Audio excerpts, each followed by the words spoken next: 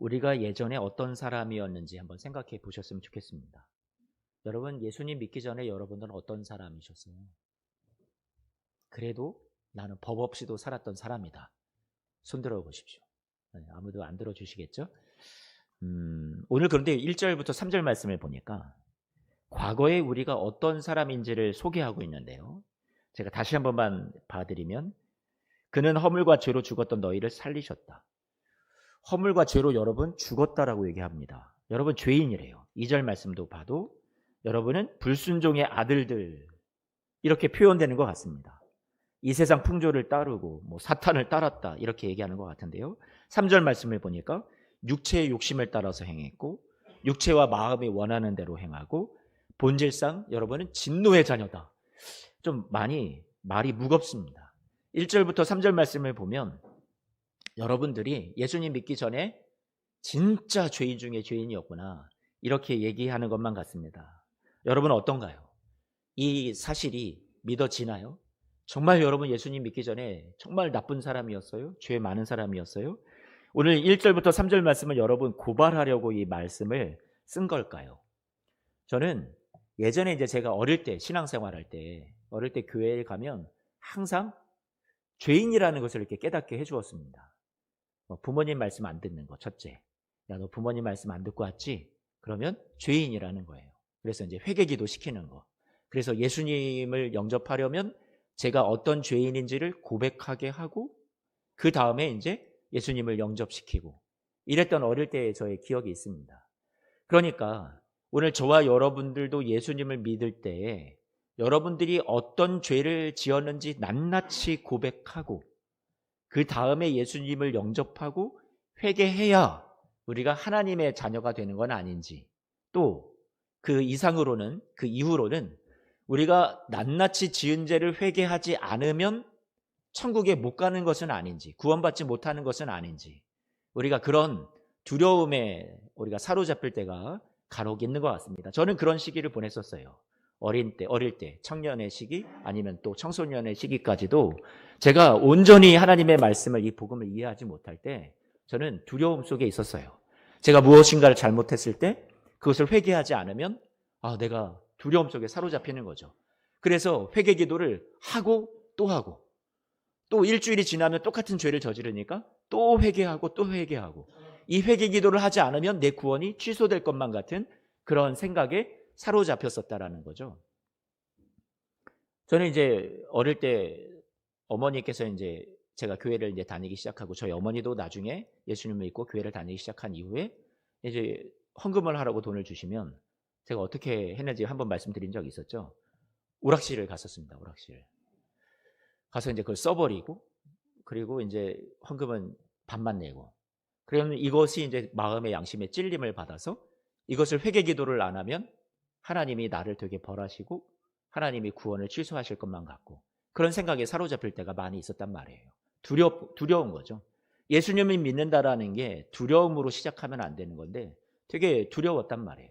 그런데 제가 그 예전에 저희 학생부 담당, 청년부 담당 강소문 목사님이 설교하는 걸 들었는데, 이 강소문 목사님도 부모님이 주신 돈을 가지고, 엄마가 주신 돈을 가지고 오락실을 가서 떼먹었다는 얘기를 하는 거예요, 설교 시간에. 제가 이렇게 들어보니까 자주 했더라고요, 자주. 저는 1년에 한 번 아니면 기껏해야 2번 양심의 찔림을 받고, 제가 또 꽤나 이렇게 도덕적으로 윤리적으로 올바른 사람이었기 때문에 참고 견디다가 이제 도저히 못 참겠다 할 때는 이제 그 헌금을 가지고 한두 번은 했었는데, 제가 이렇게 비교를 해보니까 제가 강성모 목사님보다는 윤리적으로 그 어린 나이에 좀 더 높은 수준에 있었지 않았나, 이런 생각을 하게 됐습니다. 제가 일부 예배 때 이 설교를 했더니, 이 얘기를 했더니 예배가 끝나자마자 쭈루룩 달려가가지고 강성모 목사님한테 오락실 맨날 다녔다면서요, 이렇게 얘기하시는 성도님들이 계셔가지고 제가 되게 난감했었습니다. 어쨌든 사랑하는 성도 여러분, 우리는 신앙생활을 하는 어떤 그런 기준이 주님께서 저와 여러분들의 죄를 용서해 주셨다라는 것이, 모든 죄의 목록을 하나님 앞에 다 낱낱이 고백한 사람들에게 하나님이 구원을 허락하시고, 하나님께서 그것을 다 씻겨낸 사람들에게 하나님께서 천국을 하나님께서 우리에게 허락하신 것을 말씀하는 걸까요? 그리고 오늘 본문 말씀에서 어떤 사람들은 제가 이렇게 복음을 전하다 보면 내가 왜 죄인이야? 하고 반감을 가지시는 분들이 계시더라고요. 그런데 진짜 우리가 복음을 전할 때 그 복음이 그 사람의 죄를 낱낱이 이런 죄 저질렀잖아, 저런 죄 저질렀잖아, 이런 것들을 우리에게 고발하는 내용으로 우리에게 복음이 주어졌을까요? 어떤 것을 저와 여러분들에게 이해하고 있냐면 여러분들의 지난날의 과거의 잘못에 대해서 하나하나 다 낱낱이 상기해서 하나님 앞에 고백해야 돼를 말하는 게 아니라 여러분들은 스스로 여러분 자신을 구원해 낼 수 없었던 여러분 사람이었습니다를 밝히는 거예요. 여러분, 이게 약간 차이가 있어요. 우리 스스로 우리의 구원을 만들어낼 수 없었던, 소망이 없었던 사람이었습니다. 이거를 얘기해서 결국은 당신에게는 그래서 당신 스스로 하나님 앞에 나는 하나님 이 정도 구원을 받을 수 있는 내 노력이 있습니다. 말씀에 순종했습니다. 제가 거짓말하지 않았습니다. 누구 것을 훔치지 않았습니다. 엄마가 주신 돈을 가지고 오락실 가지 않고 저는 날마다 헌금하는 것 똑바로 했습니다. 이런 수준의 도덕적인 어떤 윤리적인 우리의 의, 이것에 의해서 우리의 구원이 완성된다라고 얘기하는 게 아니라 주님께서 너가 할 수 없다라는 거 내가 처음부터 알아서 내가 직접 이 세상에 내려와서 너를 이끌어, 너를 살려, 너를 온전히 하나님 나라로 내가 데려갈 거야. 내가 할 거야. 내가 이룰 거야. 구원은 내가 하는 거야. 그것을 알려주시기 위해서 우리가 할 수 없다라는 것을 처음부터 전제하시기 위해서 오늘 말씀도 주어진 거죠. 너희가 예전에는 본질상 진노의 자녀였어. 너희 스스로 구원을 이룰 수 없는, 너희는 소망이 없던 사람이었어. 그래서 내가 필요해. 그래서 복음이 필요한 거야. 그래서 은혜가 필요한 거야. 그 얘기를 우리에게 해 주시는 거죠. 교회를 다니는데, 신앙생활을 시작을 했는데 믿는데도 분명히 우리가 달라지지 않습니다. 왜 이렇게 변화가 되지 않지? 자신의 신앙의 모습에 대해서 우리는 무기력함을 느끼고 회의감에 사로잡힐 때가 있습니다. 기도하고 예배도 하는데 그런데 우리가 변화되지 않아요. 그래서 우리는 마음이 힘들겠죠. 내가 구원받은 게 확실한가? 이러고도 진짜 하나님 자녀가 맞나? 하나님이 구원을 취소하는 건 아닌가? 다 어디에 지금 생각을 하고 있냐면 내 행동과 행위가 어떻게 예수님 믿기 전과 이후가 변화가 되었나, 여기에 다 초점을 맞추고 있습니다. 그게 아니면 우리는 구원받지 못한 것처럼 느낄 때가 있는 거죠. 지금 바울이 에베소서 2장 말씀에서 우리에게 전해주는 얘기는 무엇이냐면 우리의 행동의 변화가 된 사람들, 여러분들은 구원받은 사람입니다, 이 얘기를 하는 게 아니에요. 여러분 예전은 이렇게 죄 지으면서 살았잖아요. 그러면 이제는 똑바로 살아야죠. 예수님을 믿고 난 이후에는 이렇게 올바르게 살아야죠. 이것을 얘기하는 게 아니란 말이에요. 바울이 지금 얘기하는 것은 무엇이냐면 행동의 변화, 우리의 행위의 변화가 하나님의 자녀라는 증거를 얘기하는 것이 아니라 여러분은 이미 과거에는 이런 소망이 없던 사람이었지만 지금은 이렇게 신분이 변화된 사람입니다. 그걸 얘기하는 거죠. 행위의 변화라면 누구라도 쉽게 내가 변화되었다라고 말할 수 없습니다. 하지만 지금 바울이 우리에게 소망을 주는 것은 무엇이냐면 여러분은 아직도 행위적으로는, 행동적으로는, 언행적으로는 부족함 투성이지만 여러분의 신분, 정체성은 이미 변화가 되었습니다. 여러분 이것이 바울이 전해 주었던 에베소 교회를 향한 복음이었단 말이에요. 여러분, 우리는 자녀로 이 땅에 태어났습니다. 여러분이 누구 부모님의 밑에서 자녀로 태어났건 그것은 태어난 거예요. 여러분들이 무엇인가를 내가 만들어내서 여러분들이 자녀로 태어나지 않습니다. 자녀로 태어난 다음에 여러분들이 날 때부터 무조건 어떤 자격과 도덕적인 윤리적인 기준을 다 갖추고 성품도 다 갖춘 그런 사람으로 처음부터 태어나지 않습니다. 태어나 보니 자녀가 된 거예요. 우리 주님께서, 예수 그리스도께서 십자가에서 자신의 보혈의 피를 다 내어주시고 생명을 내어주심으로 해산하는 고통으로 여러분을 하나님의 자녀로 태어나게 하셨습니다.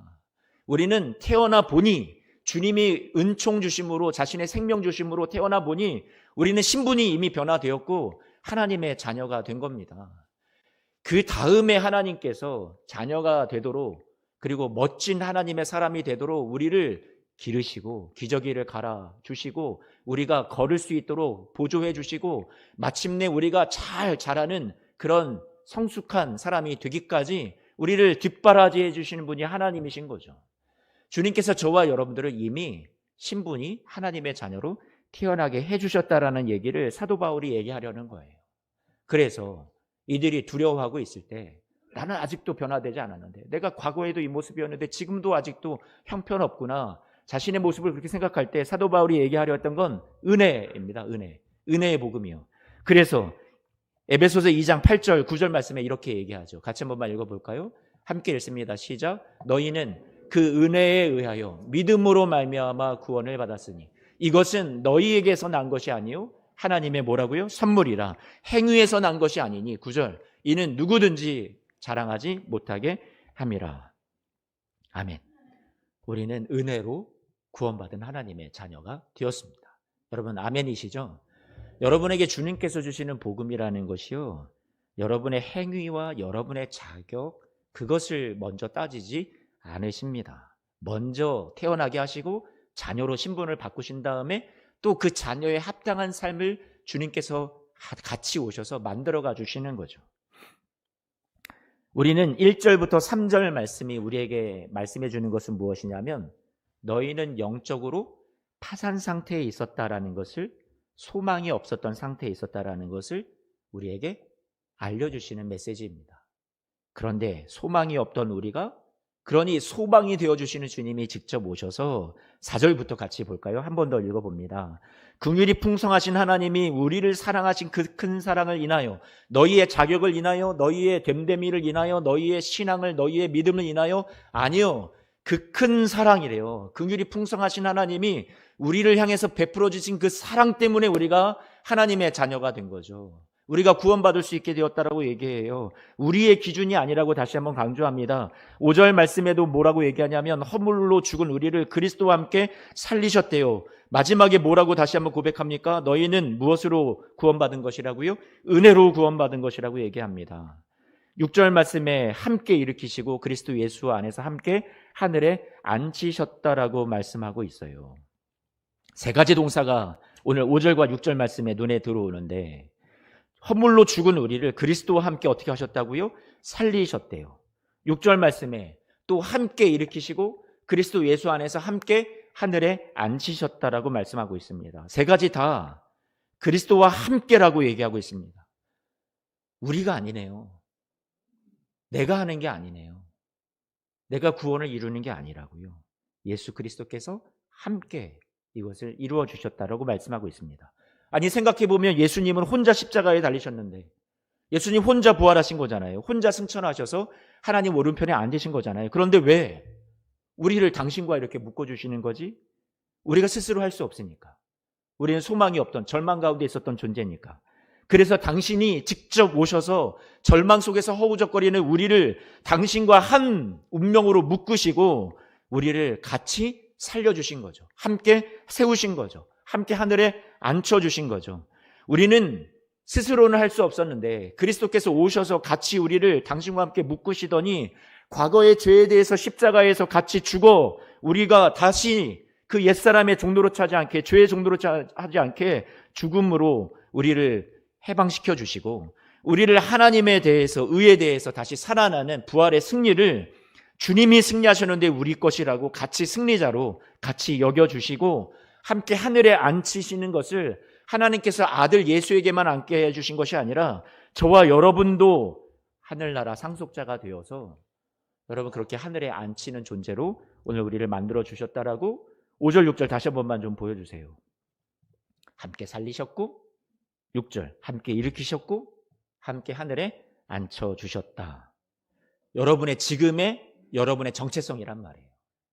우리 지금 우리 모양을 한번 보세요. 내 모습 전혀 이것과 상관이 없는 것 같죠. 그런데 우리는 어디에 기반을 둬야 돼요? 여러분의 감정이요? 여러분의 지금 상황이요? 내 모습이요? 내 자격이요?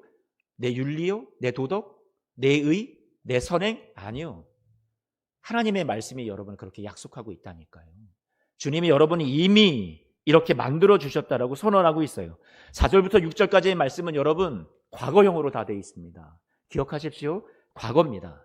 될지도 모르겠다? 추측이 아닙니다. 조건도 아닙니다. 그냥 과거로 하나님이 여러분에게 이미 이것을 이루어 주셨다라고 말씀하고 있어요. 5절 말씀을 보면 너희는 은혜로 구원을 받은 것이라 이렇게 말씀하고 있는데 5절 말씀입니다. 바로 앞절, 하나 앞절이요. 너희는 은혜로 구원을 받은 것이라 했을 때 여러분 과거로 돼 있다고요. 그렇죠? saved 이렇게 돼 있습니다. 과거형입니다. 좀 더 영어 성경 다른 성경을 보면 현재 완료로 되어 있습니다. have been saved. 무슨 말입니까?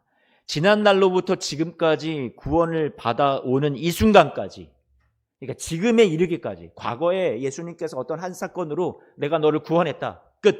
이후는 너가 알아서, 너가 노력해서 천국에 오는 거야. 이게 아니라 지금 이 말씀은 은혜로 구원을 받은 것이라는 것은 과거부터 시작해서 지금까지도 하나님이 계속해서 은혜로 공급해 주셔서 여러분의 구원을 오늘 이 순간까지도 만들어 가고 계시다라고 말씀하고 있는 약속이란 말이에요. 여러분 은혜가 되지 않습니까? 하나님이 여러분을 계속해서 붙잡고 계시다라는 말이잖아요. 지난 일로 끝났다는 얘기가 아니에요. 여러분 계속해서 지속적으로 여러분을 지금도 돕고 계시다라는 거예요. 여러분의 구원을 위해서요. 이 은총을 계속 공급해 주신다라는 거예요. 주님의 은혜가 너무나도 귀합니다. 여러분 사도 바울이 디모데전서 1장 말씀에 보면 자신의 인생의 말년에 이제 죽음이 코앞에 있어요. 눈앞에 다가왔는데 이 사랑하는 아들 디모데에게 자신의 믿음의 자식에게 편지를 보냅니다. 그러면서 이렇게 썼어요. 1장 15절 말씀입니다. 믿보다 모든 사람이 받을 만한 이 말이요 그리스도 예수께서 누구를 구원하시려고요? 의인이 아니에요. 의롭게 살려고 노력했던 사람 아니에요. 죄인을 구원하시려고 세상에 임하셨다. 너가 올라와가 아니라 죄인이니까, 소망이 없으니까, 스스로 못하니까 구원하시려고 세상에 내려오셨대요. 직접 사람의 몸을 입고, 죄인의 몸을 입고. 사도 바울이 고백하죠. 내가 죄인 중에 뭐라고 고백해요? 괴수라고 고백해요. 사도 바울이 말하는 것은 노년에 더 거룩해지고 성화되어서 조그마한 잘못에도 도덕적으로 민감해지는 사도 바울이 되어서 와, 내가 죄인 중에 괴수라고 얘기했던 걸까요? 아니요. 자기는 예수님을 만나기 전에는 소망이 없었던 사람이라는 것을 얘기하는 겁니다. 내가 죄인 중에 괴수였습니다. 내가 오늘 기도해야 되는데 기도하지 못했습니다. 그러고 하루를 시작했습니다. 저는 죄인입니다. 오늘 예배해야 하는데 제가 졸았습니다. 저는 죄인입니다. 아니요, 이런 고백이 아니라고요. 그런 고백이 아니라 주님의 은혜로 구원받기 전에는 제가 죄인의 괴수였습니다. 지금도 부족하고 여전히 아직도 모자람 투성이지만 주님의 사랑을 알면 알수록 이런 절망적이었던 괴수 같았던 나를, 스스로 구원해낼 수 없었던 나를 구원하시고 은총 베풀어 주신 주님의 사랑이 너무나 놀랍습니다. 이게 복음이라는 것을 깨달았습니다. 지금 그 얘기를 하는 거죠.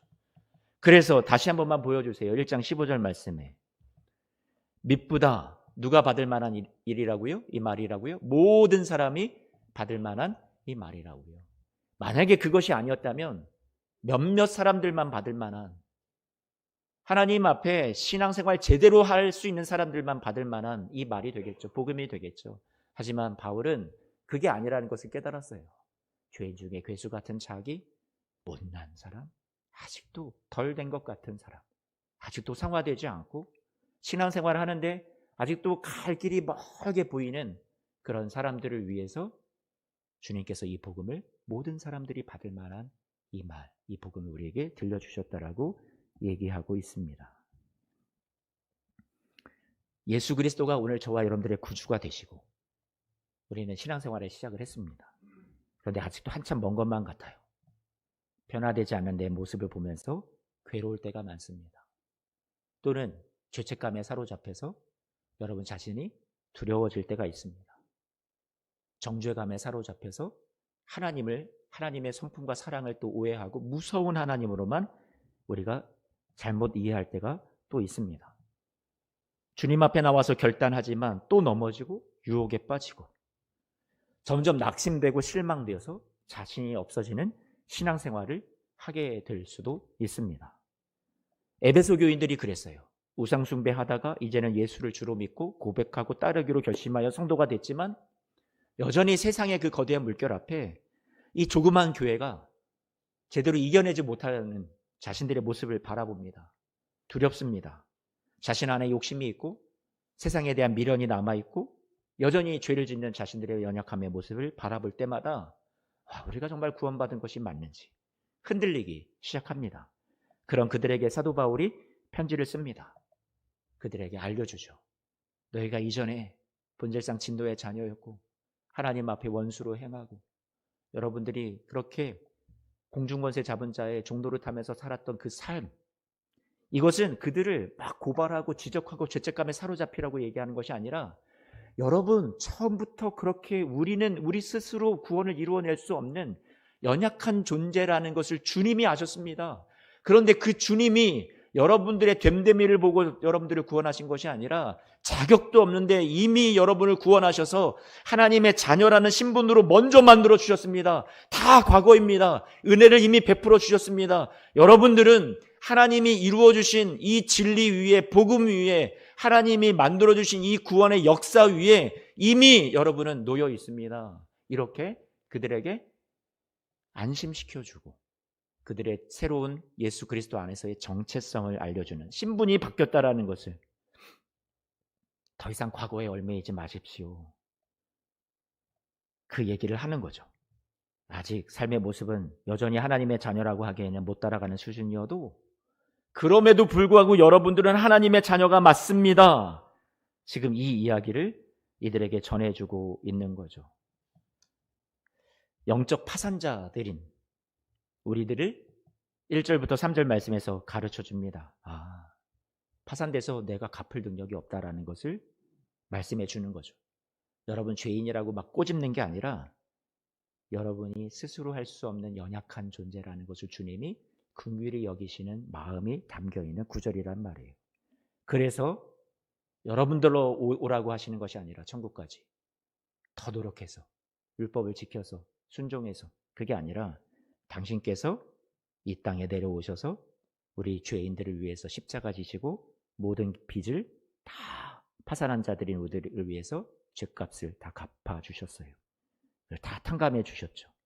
그리고 예수님이 우리와 연합하여 주심으로 오늘 말씀에서 중요하게 다뤘던 거죠. 그리스도 예수와 함께, 예수와 함께, 예수와 함께 계속 강조해주고 있잖아요. 여러분 혼자 가는 인생이 아니에요. 이 신앙생활이 예수와 함께 연합하여 주심으로 우리는, 과거는 예수님의 십자가에서 이미 죽었고 예수님이 부활하실 때 우리 또한 주와 함께 합하여 살아나서 영원한 생명을 얻었을 뿐만 아니라 우리의 누더기 옷을 벗겨주시고 그리스도 예수의 보혈로 씻겨진 희고 깨끗한 의의 옷을 입혀주셨으며 죄의 종이었던 우리를 하나님의 자녀로 이미 삼아주셨다라고 선포해 주셨습니다. 여러분 이것이 복음이죠. 그런데 정작 우리의 문제는 그리스도가 내 안에, 내가 또 그 안에 있다라는 이 놀라운 복음의 의미를, 진정한 능력을 함께 해주시는 것을 잘 모르는 것만 같습니다. 지금 이 땅에서 우리가 그것을 누리지 못하는 거죠. 아까 우리 성가대에서 찬양했던 것처럼 구원의 즐거움을, 감격을 잃어버리고 신앙생활을 하고 있는 것만 같습니다. 지금 우리에게 필요한 것은 오늘 지금 내 안에 계신 나와 함께 하시는, 당신을 우리와 묶어버리신 그 그리스도를, 예수님을 우리가 교제하고 그분을 느끼는 것이, 누리는 것이 너무나도 소중하다라는 생각을 하게 됩니다. 파산자였던 우리에게 여러분의 빚을 다 갚아주셔서 마이너스를 0으로, 제로로 만들어 주셨을 뿐만 아니라 거기에다가 더 얹어서 여러분의 영적인 은행의 통장에는 여러분 예수 그리스도께서 주시는 세상 끝날까지 우리에게 살아갈 수 있도록 힘이 되어주시고 이 구원을 완성시켜 주시고, 지금은 못났지만 쓰러지지만 아직도 죄가 많지만 그것을 다 죄책감 물도록 우리에게 물으시지 아니하시고 주님께서 이미 너는 신분이 변화되었다 말씀하시면서 세상 끝날까지 은혜로 내가 공급해 줄게, 내가 날마다 너희의 구원을 위해서 지금도 일하고 있어, 여기까지 돕고 있어 말씀해 주시는 주님의 은총이 여러분의 통장에 꽉 채워져 있다고 생각을 한번 해보세요. 그러면 이 통장에 집어넣고 여러분들로 꺼내서 쓰지 말라고 하신 얘기도 아닙니다. 적금 만기일이 될 때까지 이것은 손대지 말아라, 그림의 떡이다 말씀하신 것도 아니에요. 그런데 우리는 혹시 신앙생활이 우리가 지금 살아가면서 나중에 우리가 보험을 들었으니까 아니 적금 만기일이 되면 그때 가서 그것을 내가 타서 쓰는 날이 오는데 그때까지는 아직 갈 길이 머니까 지금은 그냥 무조건 참자. 인내만 하자. 너무 힘들지만 꼭 그날이 올 거야. 너무 배고프고 힘이 드는데 여러분들이 여러분의 통장에 있는 잔고 통장에 그런 잔고 증명서를 바라보면서 이것만 바라보고 나는 남아있구나. 다시 내려놓고 나중에 이것을 깰 때가 되면 그때 나는 부자가 돼. 지금은 그냥 덮어두자. 고생하는데 배가 쫄쫄 굶는데 꺼내 쓰지도 못하는 그런 우리 그리스도인으로 주님께서 부르신 것이 아니라 여러분 지금 주님께서 저와 여러분들에게 세상 끝날까지 내가 함께하는 은총으로 여러분을 돕겠다고 하신 이 놀라운 영적인 자산을 여러분 지금 쓰라고 우리 주님께서 여러분에게 주신 거죠. 저는 그게 여러분 이 자산이 여러분 당장 쓸 수 있는 게 뭐라고 생각하냐면 저는 주님이 여러분의 삶에 동행해 주시는 이 동행의 축복이라고 생각을 하는 거예요. 혼자가 아니죠. 우리의 신앙이. 여러분 이게 얼마나 큰 자산인지 모르겠어요. 여러분 제가 세상을 살면서 저도 여러분도 무엇이 여러분들에게 큰 자산이 될까요? 어떤 건강이요? 우리가 건강하려고 해도 건강 쉽게 잃어버리잖아요. 물질요? 우리한테 손에 물질이 있어도 쉽게 우리 손에서 사라질 수 있는 게 물질이잖아요. 우리가 무엇이 우리에게 큰 자산이라고 생각을 하십니까? 세상 살면서 큰 의지가 되는 것은 그리스도가 나와 함께 하시는구나. 나와 함께 늘 동행해 주시는구나. 이게 가장 큰 이 세상을 살아갈 수 있는 힘이 되고 위로가 되고 소망이 되는 것. 저는 그렇게 생각이 되거든요. 우리 성도님들에게 무엇이 가장 큰 힘일까요?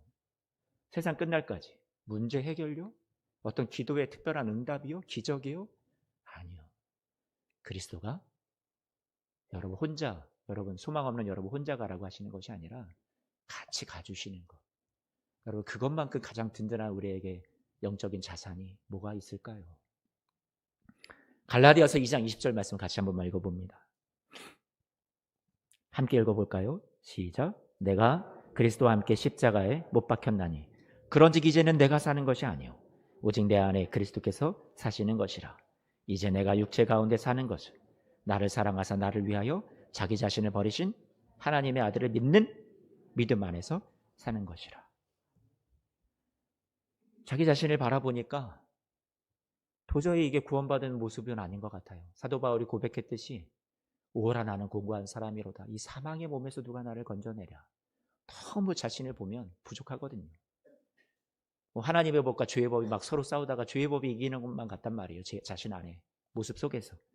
그런데 사도 바울이 이렇게 고백하죠. 선언하죠. 내가 그리스도와 함께 십자가에 못 박혔구나. 그리스도가 나를 대신해서 십자가에 못 박혀 주셨구나. 그러니 이제는 내가 내 안에 사는 것이 아니라 내 안에 누가 사신다? 그리스도가 사시는 것이다. 여러분의 인생에 누가 같이 살아주신다? 그리스도가 예수님이 같이 살아주신다 말씀하는 거죠. 내가 나를 버려야 되나? 내 자신을 더욱더 헌신해서 더 몸바쳐서 충성해야 내가 이 구원을 이룰 수 있을까? 그래야 내가 하나님의 자녀답게 살아갈 수 있는 건가? 그렇게 생각을 했었는데 그게 아니라 이제는 내가 이 육신 연약한 몸 가운데 살아가고는 있지만 갈라디아서 2장 20절 말씀을 띄워줘 보세요. 나를 사랑하사 이게 너가 하는 게 아니야. 내가 너를 사랑하는 거야. 너 안에 들어가서 내가 내 자신을 다 버릴 만큼 나는 너를 사랑해 하시는 그 예수님이 내 안에 들어오셨다는 것을, 나를 대신해서 살아주신다는 것을, 나와 연합해서 같이 살아주신다는 것을 믿는 믿음 안에서 내가 살아가는 거구나. 사도 바울이 그걸 깨달은 거죠. 여러분 저는 이것이 우리가 진정 변화된 사람의 모습이라고 생각을 합니다. 사랑하는 성도 여러분, 여러분의 행위의 변화가 아니에요. 행동의 변화가 아니에요. 오늘 사도 바울이 우리에게 권면하고 있는 것은 무슨 변화냐면 나는 그리스도와 함께 이미 연합한 자다. 나는 주님과 함께 이미 동행하고 있는 자다. 그것을 여러분 내가 변화됐다라고 증거로 삼으라는 얘기죠. 부족해도 나는 여전히 실수해도 내 안에는 누가 사신다? 예수 그리스도가 사신다. 주님이 내 안에 나를 대신하여 살아주셔서 나와 함께 이 힘든 믿음의 길을 같이 걸어가 주신다. 연약한 내가 강해질 수 있도록 죄 많았던 나에게 이미 의로운 자라고 아직 진노의 자녀같이 여겨지는 나에게 넌 하나님의 사랑받는 존귀한 자녀라고 우리 스스로 해결할 수 없었던 우리의 구원의 문제를 우리 안에 같이 오셔서 우리 죄에 대해 같이 죽어주시고 부활 승리와는 거리가 너무나도 멀었던 우리를 대신해서 같이 살아 부활 승리를 우리에게 안겨주시고 하나님 나라 들어갈 자격이 없던 우리에게 같이 묶어 하늘나라에 앉혀주시고 영원한 하나님 나라를 상속자로 우리에게 상속을 받게 해주시고 지금 이것이 너의 신분이라고 이것이 너의 정체성이라고 하늘나라 갈 때까지 구원의 완성에 이르는 그 길이 혼자 가는 길이 아니라고 거리가 멀게 느껴져도 내가 너와 함께 걸어가 줄게. 주님께서 우리에게 이렇게 오늘 말씀을 통해서 음성을 들려주십니다. 오늘 이 말씀을 우리 같이 받고 우리 가슴에 새겨서 주님, 갈 길이 아직 멀지만 이 과정에 이 길에 주님이 나와 함께 해주시니 나를 이미 그리스도와 함께 연합한 자라고 말씀해 주시니 하나님의 자녀라고 말씀해 주시니 주님 용기 내어서 끝까지 이 길 걸어가겠습니다. 주님 앞에 그렇게 같이 고백하며 나아가는 우리 성도님들 모두가 되시기를 우리 축복합니다. 우리 함께 일어나셔서